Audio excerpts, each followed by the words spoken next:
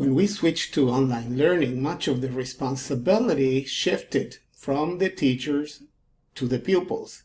And I made it a point to make it clear to my pupils that it was up to them to learn. That didn't mean, however, that I would not monitor their learning.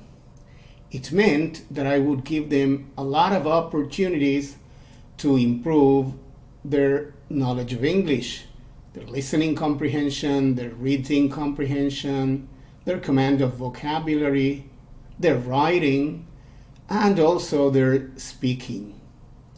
I tried to use a wide variety of sources. Some of the things I created myself and others I took from the internet. I made heavy use of the British Council Learn English Teens site and also the Voice of America's Learn English. This enabled me to use texts in different formats so that they would have videos and audio worksheets that they could download. I could not know what they did with some of that stuff, but I could know how they did when I gave them tests. And this is an example. Be aware of the fact, however, that not all my pupils had an active participation in this learning. Some of them did almost everything that I brought into the Moodle platform. Others did some. And of course, there were some students who did not do much at all. Together with Moodle, I used an online platform, BBB, Big Blue Button, so that we had at least one online meeting that was synchronous every week. We also have a WhatsApp group, so there was interaction with the entire group and also on a one-to-one basis. Students would be able then to ask me questions and I would answer either to the entire group or individually. I placed heavy emphasis on learning vocabulary. That is why I also incorporated games, such as this one. I did not use Moodle games very much.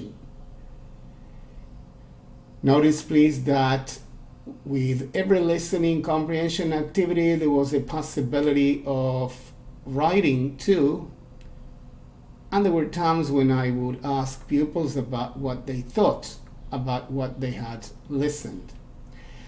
I used material created by the Ministry of Education, such as this one, where there is a teacher who explains an exam that they could take and practice with in both Hebrew and English. Since Independence Day happened on May, I prepared an activity where I required pupils to answer questions both in writing and orally. The spoken part was sent to me via WhatsApp so that I could interact with each student individually. The Moodle platform that I am using did not allow at that time the use of a microphone and a camera embedded into the auto editor. As from this week, May 16, there is the possibility of recording oneself using a video and a camera, but I have not used it yet.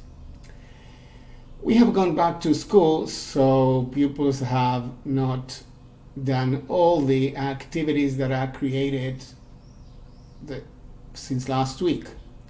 I am now trying to get their opinion on how the use of Moodle, WhatsApp, and the virtual classroom meetings impacted on their learning. I hope that they are honest enough to write the truth. Notice that you are watching here what I did with 2 of the 4 different courses that I taught. The other two were in some ways very similar to what I have shared here.